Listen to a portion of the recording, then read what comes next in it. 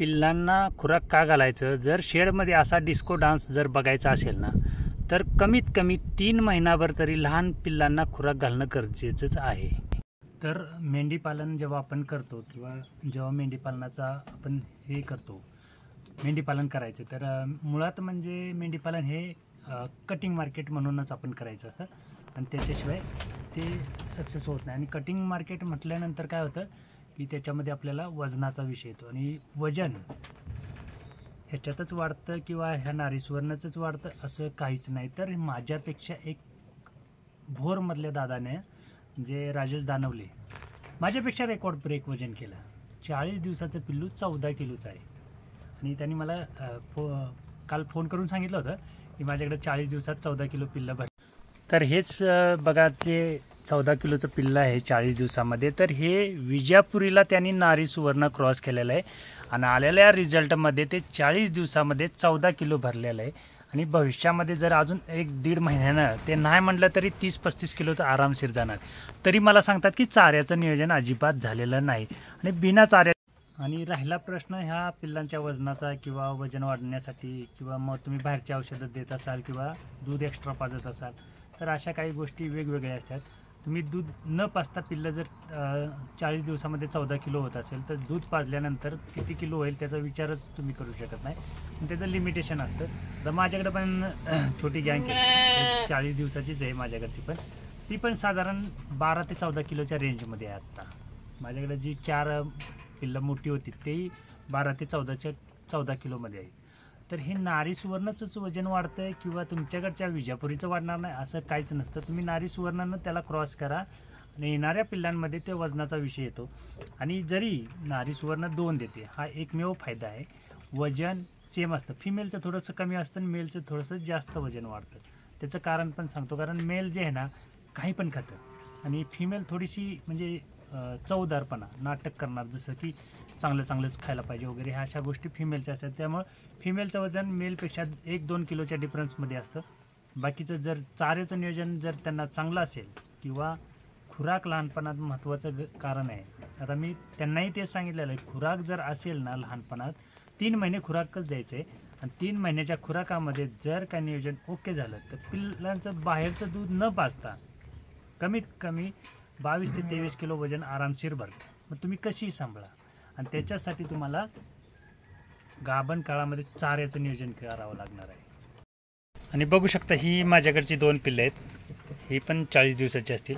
नाही म्हणलं तरी सर्वसाधारण वजन त्यांचं 12 ते 14 किलो आरामशीर भरणार आहे. आणि त्याच्यासाठी एक काम करावं लागतं आपल्याला, ते म्हणजे खुराकाचं नियोजन. आणि संध्याकाळच्या 6 वाजलेले आहेत तरीसुद्धा टप्पामध्ये बघा खुराकाचं काय अवस्था आहे.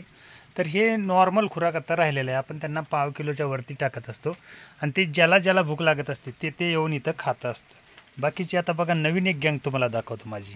तर आता बघू शकता ही पिल्लांना जशी भूक लागेल किंवा जसं त्यांना आठवण येईल की आपल्याला खुराक खायचं आहे, कोणाला सांगायची गरज नाही की तुम्ही इथं या आणि खा किंवा काही करा, तर ती स्वतःच येतात. आता हा 6व्या दिवसाचा आहे, ह्यो 6व्या दिवसाचा आहे आणि ही पण 6व्या दिवसाची. ही बघा, पण ह्याच्यात आणि त्याच्यात खूप फरक आहे.